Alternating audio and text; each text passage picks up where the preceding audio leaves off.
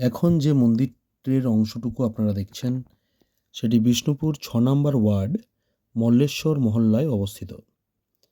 দীর্ঘ প্রায় ৫০ বছর এই মন্দিরটি মাটির নিচে চাপা পড়ে রয়েছে। এখন বিষ্ণুপুর মল্লেশ্বর কিশলয় সংঘের উদ্যোগে মন্দিরটি পুনরুদ্ধারের কাজ শুরু হয়েছে।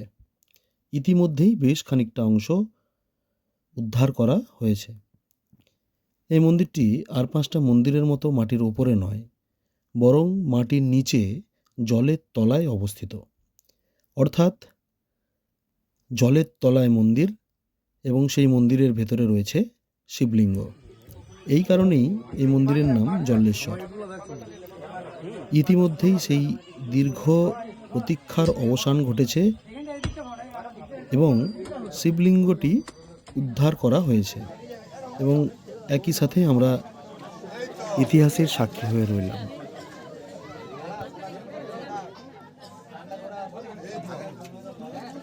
এই ঐতিহাসিক মন্দিরটি পুনরায় প্রতিষ্ঠা করা হবে। তো তাই সকলের কাছে অনুরোধ, আপনারা আসুন, দর্শন করুন এবং সামর্থ্য মতো সাহায্যের হাত আপনারা বাড়িয়ে দিন। ধন্যবাদ।